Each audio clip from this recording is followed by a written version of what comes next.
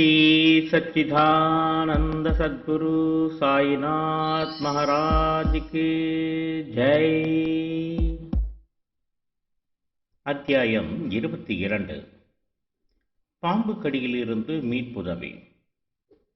பாலா சாஹிப் மிரிக்கர், பாபு சாஹிப் புட்டி, அமர் சர்க்கார், ஹேமத் பந்த். பாம்புகளை கொல்வதை பற்றி பாபாவின் கருத்து. முன்னுரை. பாபாவை எங்கனம் தியானிப்பது? கடவுளின் தன்மையையோ ரூபத்தையோ ஆழ்ந்தறிய யாராலும் இயலாது. வேதங்களும் 1000 நாவு படைத்த ஆதிசேஷனும் கூட இதை முழுமையாக விவரிக்க இயலவில்லை. கடவுளின் ரூபத்தை தரிசிக்கவும் அறியவும் மட்டுமே அடியவர்களால் இயலும். ஏனெனில் அவர் தம் பாதங்கள் மட்டுமே அவர்களுடைய மகிழ்ச்சிக்குரிய ஒரே வழி என்பதை அவர்கள் அறிவார்கள். வாழ்க்கையின் உச்ச உயர் லட்சியத்தை அடைய அவர் தம் பாதங்களை தியானிப்பதை தவிர அவர்களுக்கு வேறு எவ்வித உதவியும் தெரியாது. ஹேமத் பந்த் தியானித்திருக்கும் பக்திக்கும் ஒரு எளிய வழியை பின்வருமாறு தெரியப்படுத்துகிறார். ஒவ்வொரு மாதமும் தேய்பிறையின் 15 நாட்கள் சிறிது சிறிதாக கழிவுறுவதைப் போன்றே சந்திரனது ஒளியும் அதே நுட்ப அளவில் தேய்வடைந்து அமாவாசையன்று நாம் சந்திரனையே பார்க்க முடிவதில்லை, அதனது ஒளியையும் பெறுவதில்லை. எனவே வளர்பிறை நாட்கள் தொடங்கும் போது மக்கள் சந்திரனை காண்பதில் மிகவும் ஆவலாக இருக்கிறார்கள். முதல் நாள் அது தெரிவதில்லை, 2ஆம் நாளும் கூட அது தெளிவாக தெரிவதில்லை. பின்னர் மரத்தின் 2 கிளைகளுக்கு நடுவில் உள்ள திறப்பிலிருந்து அச்சந்திரனை பார்க்கும்படி மக்கள் கேட்கப்படுகிறார்கள். அவர்களும் ஆர்வத்துடனும் ஒரே கவனத்துடனும் நோக்கும்போது தூரத்திலுள்ள இளம்பிறை அவர்களின் காட்சி எல்லைக்கு எட்டுவதை அவர்கள் பெரு உவகையுடன் காண்கிறார்கள். இந்த வழிக்குறிப்பை தொடர்ந்தே நாம் பாபாவின் ஒளியை காண முயல்வோம். பாபாவின் தோற்ற அமைப்பை காணுங்கள். அது எவ்வளவு அருமையாக இருக்கிறது. அவர் அட்டனைக்கால் இட்டு அமர்ந்திருக்கிறார். வலது கால் இடது முழங்கால் மேலும், இடது கையின் விரல்கள் வலது பாதத்திலும் படரப்பட்டு இருக்கின்றன. வலது பெருவிரலில் அவர் தம் 2 கை விரல்கள் ஆள்காட்டி விரலும் நடுவிரலும் படர்ந்திருக்கின்றன.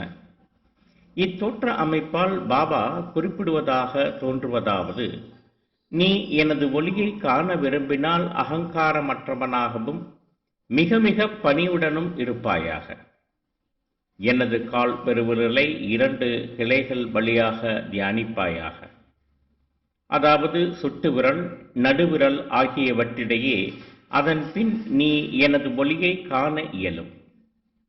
இதுவே பக்தியை அடைய மிக எளிய வழியாகும். சில கணங்கள் நாம் பாபாவின் வாழ்க்கையை நோக்குவோம். பாபாவின் வாசத்தால் சீரடி ஒரு புண்ணிய கஷேத்திரமாக மாறியது. எல்லா திசைகளில் இருந்தும் மக்கள் அங்கே கூடத் தொடங்கினார்கள். ஏழைகளும் பணக்காரர்களும் ஒன்றுக்கு மேலிட்ட பல வகைகளால் ஏதோ ஒரு ரூபத்தில் நன்மையடையத் தொடங்கினார்கள். பாபாவின் எல்லையற்ற அன்பையும் அவரின் வியத்தகு இயற்கையான ஞானத்தையும் அவரின் சர்வ வியாபித்துவ தன்மையையும் யாரே விவரிக்க இயலும்? இவர்களுள் ஒன்றையோ அல்லது அனைத்தையுமோ யார் அனுபவிக்க வல்லவரோ அவர்கள் ஆசீர்வதிக்கப்பட்டவர்கள்.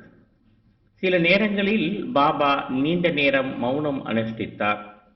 அது ஒரு வகையில் பிரம்மத்தை பற்றிய அவரின் நீண்ட விளக்கமாகும். மற்ற சில நேரங்களில் தமது அடியவர்களால் சூழப்பட்டு உணர்ச்சிகளின் திரள், ஆனந்தம் இவைகளின் அவதாரமாக தோன்றினார். சில நேரங்களில் அவர் உருவக கதைகளால் பேசினார். மற்றும் சில நேரங்களில் தமாஷுக்கும் நகைச்சுவைக்கும் அதிக இடம் கொடுத்தார். சில நேரங்களில் அவர் முழுவதும் ஐயமின்றியும், சில நேரங்களில் சீற்றம் கொண்டவர் போலும் தோன்றினார். சில சமயங்களில் தமது நீதியை இரத்தினச் சுருக்கமாகச் சொன்னார். வேறு சில சந்தர்ப்பங்களில் அதை பற்றி நெடிய விவாதம் நடத்தினார். பல சமயங்களில் அவர் மிகவும் வெளிப்படையாக இருந்தார். இவ்வாறாக அவர் பலருக்கும் வெவ்வேறு விதமான செயல்துறை கட்டளைகளை அவரவர்களின் தேவைகளுக்கு ஏற்ப அளித்தார். எனவே அவர் வாழ்க்கையானது அறிவால் அறிந்து கொள்ள இயலாதது, நமது மனத்தின் எல்லைக்கு அப்பாற்பட்டது, நமது புத்தி சாதுரியத்துடனும் மொழியையும் கடந்தது. அவரது முகத்தை பார்க்க, அவருடன் பேச, அவரது லீலைகளை கேட்க இருக்கும் நமது பேரார்வமானது திருப்தி செய்யப்படவே இல்லை. என்றாலும் நாம் மகிழ்ச்சியால் நிரம்பி வழிகின்றோம். மழையின் துளிகளை நாம் எண்ணிவிடலாம், காற்றை தோல்பையினுள் அடைத்து விடலாம். ஆனால் அவரது லீலைகளை யாரே அளக்க முடியும்? அவைகளின் ஒரு பண்புக்கூறினை பற்றி இங்கே நாம் கூறுகிறோம்.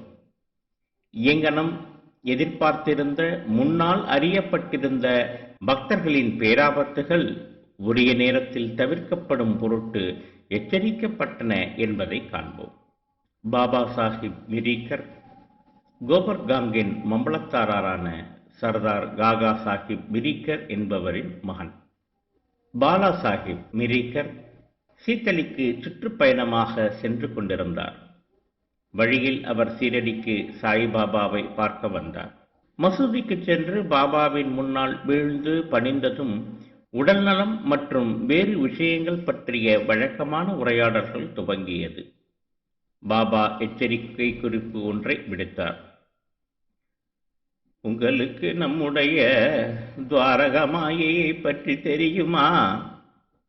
பாபா சாஹிப்புக்கு இது புரியாததால் அவர் அமைதியாய் இருந்தார். பாபா தொடர்ந்து, நீங்கள் அமர்ந்து கொண்டிருக்கும் இதுவே நமது துவாரகா மாயி. தனது மடியில் அமரும் குழந்தைகளின் எல்லா ஆபத்துகளையும் கவலைகளையும் அவள் தடுத்து விளக்குகிறாள். இந்த மசூதி மாயி, அதாவது அடக்கி ஆட்சி செய்யும் இந்த அம்பிகை மிகவும் கருணையுள்ளவள். அவள் எளிய பக்தர்களின் தாயாவாள். அவர்களை பேராபத்துகளில் இருந்து அவள் பாதுகாக்கிறாள். ஒரு மனிதன் அவளது மடியில் ஒரே முறை அமர்ந்தால் அவனது எல்லா கஷ்டங்களும் முடிவடைந்துவிடும். அவளது நிழல்களில் இளைப்பாறுவோர் பேரானந்தம் எய்துகிறார்கள் என்றார். பின்னர் பாபா அவருக்கு உதவியை அளித்து தமது பாதுகாக்கின்ற கரங்களை அவர் தலையில் வைத்தார். பாலா சாஹிப் புறப்படப் போகும் அத்தருணத்தில், உங்களுக்கு லம்பா பாபாவை தெரியுமா? நீண்ட பெருந்தகை, அதாவது பாம்பை. பின்னர் இடது கை முட்டியை மூடிக்கொண்டு வந்து தனது இடது புயத்தால் பாம்பின் படத்தை போன்று ஆட்டிக்கொண்டு அவன் எவ்வளவு பயங்கரமானவன்! ஆனால் துவாரகா மாயின் குழந்தைகளே, அவன் என்ன செய்ய முடியும்? துவாரகா மாயியானவள் பாதுகாக்கும் போது பாம்பு என்ன செய்ய முடியும் என்று கூறினார். இவை அனைத்திற்கும் பொருள் மிரிக்கருக்கு அது பற்றிய சுட்டு குறியீடு இவற்றை தெரிந்து கொள்ள அங்கு பிரசன்னமாயிருந்த அனைவரும் அறிய ஆவலாய் இருந்தனர். ஆனால் ஒருவருக்கும் இதை பற்றி பாபாவிடம் கேட்க துணிவு இல்லை. பின்னர் பாலா சாஹிப் பாபாவை வணங்கிவிட்டு சாமாவுடன் மசூதியை விட்டு புறப்பட்டார். பாபா சாமாவை திரும்ப அழைத்து பாலா சாஹிப்புடன் கூட செல்லும்படியும் சீதலி சுற்றுலாவை மகிழ்ந்து அனுபவிக்கும்படியும் கூறினார். சாமா பாலா சாஹிப்பிடம் வந்து பாபாவின் விருப்பத்தின்படி தாமும் அவருடன் வருவதாக கூறினார். அது அசௌகரியமாய் இருக்குமாதலால் அவர் வரவேண்டியதில்லை என்றும் பாலா சாஹிப் கூறினார். சாமா பாபாவிடம் திரும்பி வந்து பாலா சாஹிப் தன்னிடம் கூறியதை தெரிவித்தார். அப்போது பாபா, நன்று, போகாதே, நாம் நல்லவற்றையே தெரிவிக்க வேண்டும், நன்மையே செய்ய வேண்டும். இதுதான் என்று விதிக்கப்பட்டிருக்கிறதோ அதுவே நிச்சயம் நடந்தேறும் என்று கூறினார். இதற்கிடையில் பாலா சாஹிப் இதை பற்றி மீண்டும் சிந்தித்து சாமாவை கூப்பிட்டு தன்னுடன் வரச் சொன்னார். பின்னர் சாமா மீண்டும் பாபாவிடம் சென்று அவரிடம் விடை பெற்றுக் கொண்டு பாலா சாஹிப்புடன் ஒரு குதிரை வண்டியில் புறப்பட்டார். அவர்கள் சீதலிக்கு இரவு 9 மணிக்கு போய் சேர்ந்தார்கள். மாருதி கோயிலில் தங்கினார்கள். அலுவலகத்தை சார்ந்தவர்கள் வரவில்லை. ஆதலால் அவர்கள் கோயிலிலேயே பேசிக்கொண்டும் அரட்டை அடித்துக் கொண்டும் அமைதியாக அமர்ந்திருந்தனர். பாலா சாஹிப் பாயின் மீது அமர்ந்து செய்தித்தாள் படித்துக் கொண்டிருந்தார். அவரது மேல் வேட்டி இடுப்பின் மீது போடப்பட்டிருந்தது. அதன் ஒரு பகுதியில் ஒரு பாம்பு கவனிக்கப்படாமல் அமர்ந்து கொண்டிருந்தது. அது ஒரு சலசல சத்தத்துடன் நகர்ந்தது. பியூனுக்கு கேட்டது. அவன் ஒரு விளக்கு கொண்டு வந்து பாம்பை பார்த்துவிட்டு, பாம்பு பாம்பு என்று அபயக்குரல் எழுப்பினான். பாலா சாஹிப் திகிலடைந்து நடுங்கத் தொடங்கினார். சாமாவும் திகைத்தார். பின்னர் அவரும் மற்றவர்களும் சந்தடி செய்யாமல் தடிகளையும் குச்சிகளையும் எடுத்து வந்தனர். பாம்பு மெதுவாக இடுப்பை விட்டு கீழிறங்கி பாலா சாஹிப்பை விட்டு அப்பால் செல்லத் தொடங்கியது. அது உடனே கொல்லப்பட்டது.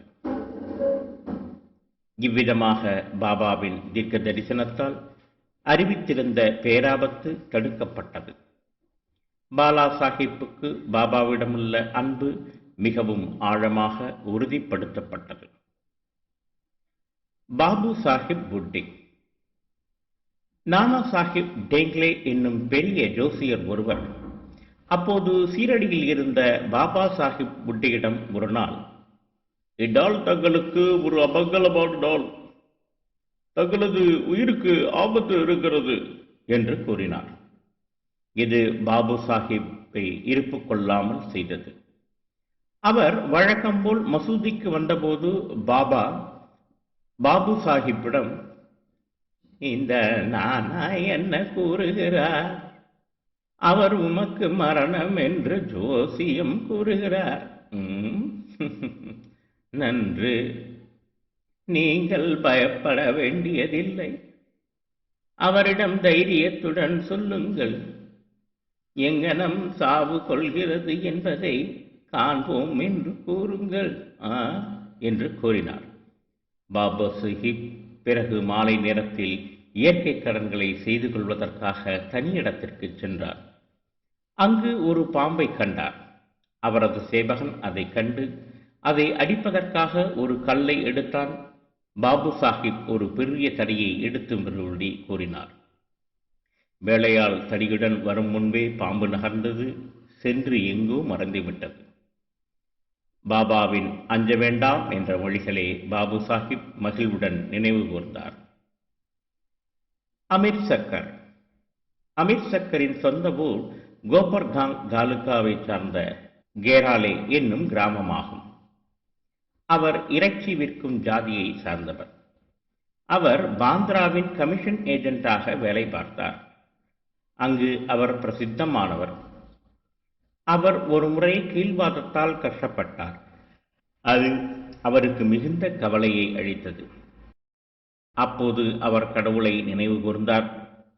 தனது தொழிலை விட்டுவிட்டு சீரடிக்கு வந்து தனது பிணியிலிருந்து தன்னை விடுவிக்கும்படி பாபாவை வேண்டிக் கொண்டார். பாபா அவருக்கு சாவடியில் தங்க இடம் அமர்த்தி கொடுத்தார். சாவடி ஈரம் நிரம்பியதும் சுகாதாரமற்ற இடமாகவும் அத்தகைய நோயாளி தங்குவதற்கு ஏற்றதாய் இல்லாமலும் இருந்தது. கிராமத்திலுள்ள மற்ற எந்த இடமும் அல்லது கேரள கிராமமே கூட அவர் தங்குவதற்கு இன்னும் நன்றாக இருந்திருக்கும். ஆனால் பாபாவின் மொழிகளே இதை தீர்மானிக்கின்ற காரணக்கூறும் சிரேஷ்டமான மருந்தும் ஆகும். பாபா அவரை மசூதிக்கு வர அனுமதிக்கவில்லை. ஆனால் சாவடியிலேயே நிலைநிறுத்தி தங்க வைத்தார். அங்கே அவருக்கு பெரும் நன்மை விளைந்தது. பாபா சாவடி வழியாக ஒவ்வொரு நாள் காலையும் மாலையும் கடந்து சென்றார். ஒரு நாள் விட்டு ஒரு நாள் ஊர்வலமாக சென்று அங்கு துயின்றார். எனவே அமீர் பாபாவின் தொடர்பை எளிதாக மிகவும் அடுத்தடுத்து பெற்றார். அமீர் அங்கு 9 மாதங்கள் முழுமையாக தங்கி இருந்தார். பின்னர் எப்படியோ அவ்விடத்தில் அவருக்கு வெறுப்பு ஏற்பட்டது. எனவே ஒரு நாள் அவரும் அறியாமல் அவ்விடத்தை விட்டு அகன்றார். கோபர் காங்குவுக்கு வந்து அங்கு தர்மசாலையில் தங்கினார். அப்போது முழுமையான இறந்து கொண்டிருக்கும் பக்கீர் ஒருவர் அவரிடம் தண்ணீர் கேட்டார். அமீர் அதை கொண்டு வந்து அவரிடம் கொடுத்தார். அவர் அதை அருந்திய உடனே மரணம் அடைந்தார். அமீர் இக்கட்டான நிலையை அடைந்தார். அவர் சென்று அதிகாரிகளிடம் இது பற்றி தெரிவிப்பாரேயாகில் அவரே முதல் தகவல் அளித்தவராதலாலும் தகவலும் அவருடைய ஒன்று மட்டுமே ஆனதனாலும் அது குறித்து அவர் சிறிதளவாவது அறிந்திருப்பதனாலும் அவரே மரணத்துக்கு பொறுப்பாக்கப்படுவார் என்று நினைத்தார்.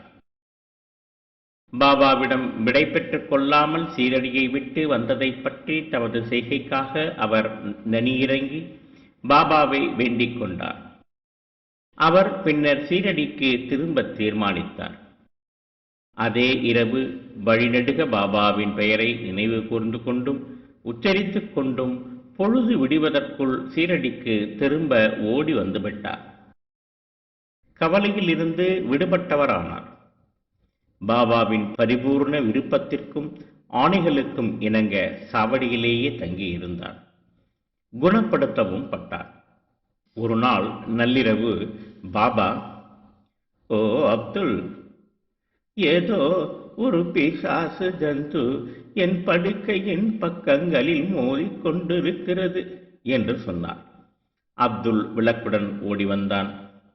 பாபாவின் படுக்கையை சோதித்தான். ஆனால் அவன் ஒன்றையும் காணவில்லை. பாபா அவனை எல்லா இடங்களிலும் கவனத்துடன் பார்க்கும்படி கூறி தனது சட்காவை தரையை நோக்கி அடிக்கத் தொடங்கினார். இந்த லீலையைக் கண்டு ஏதாவது பாம்பு அங்கே வந்திருக்க வேண்டுமென்று பாபா சந்தேகப்பட்டிருக்க வேண்டுமென்று அமீர் நினைத்தார். நீண்ட நாள் பழக்கத்தின் காரணமாக பாபாவின் மொழிகளுக்கும் செயல்களுக்கும் அமீர் பொருள் தெரிந்து கொள்ள வல்லவராய் இருந்தார். பாபா அமீரின் மெத்தைக்கு அருகில் ஏதோ அசைந்து கொண்டிருப்பதை பார்த்தார். அப்துல்லை விளக்கை கொணரும்படி சொன்னார். அவன் அதை கொணர்ந்ததும் அங்கு ஒரு பாம்பு தன் தலையை மேலும் கீழும் அசைத்துக் கொண்டு சுருட்டி கொண்டு கிடப்பதை கண்டான். அதன் பின்னர் பாம்பு உடனே அடித்துக் கொல்லப்பட்டது. பாபா குறித்த நேரத்தில் எச்சரிக்கை கொடுத்து அமீரை காப்பாற்றினார். ஹேமத் பந்த், தேலும் பாம்பும். பாபாவின் பரிந்துரையின் பேரில் காகா சாஹிப் தீட்சித் தினந்தோறும் ஸ்ரீ ஏகநாத மகாராஜின் 2 நூல்களை பாராயணம் செய்து வந்தார். அதாவது பாகவதமும் பாவர்த்த ராமாயணமும் ஆகும். அவைகள் பாராயணம் செய்யப்படும் போது கேட்டுக்கொண்டிருந்த நல் அதிர்ஷ்டம் பெற்ற மக்களில் ஹேமத் பந்தும் ஒருவர். தனது தாயாரின் அறிவுரையின்படி அனுமான் ராமனின் பெருமையை சோதிக்கும் கட்டம் படிக்கப்பட்ட போது அனைவரும் மந்திரத்திற்கு கட்டுப்பட்டவர்கள் போன்று கேட்பதில் மூழ்கி இருந்தனர். ஹேமத் பந்தும் அவர்களுள் ஒருவர். அப்போது ஒரு பெரிய தேள், அது எங்கிருந்து வந்ததென்று யாரும் அறியவில்லை, ஹேமத் பந்தின் வலது தோள் மேல் உள்ள அவரது மேல் துண்டின் மீது தப்பியது. முதலில் அது கவனிக்கப்படவில்லை. ஆனால் கடவுள் தமது கதைகளை ஆர்வத்துடன் கேட்பவர்களை பாதுகாக்கிறார். எனவே ஹேமத் பந்த் தற்செயலாக திரும்பி பெரிய தேலை தோள் மீது கண்டார். அது மரண அமைதியுடன் இருந்தது. இப்பக்கமோ அப்பக்கமோ சிறிதும் அசையவில்லை.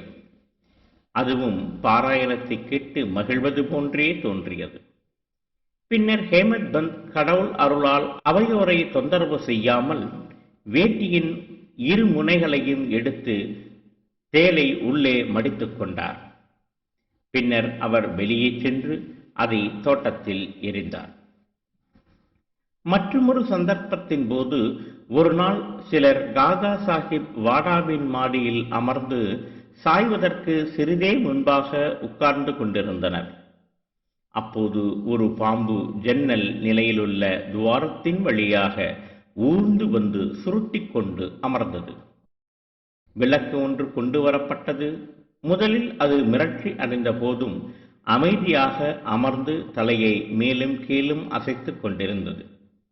பின்னர் பலர் கம்புகளுடனும் தடிகளுடனும் ஓடி வந்தனர்.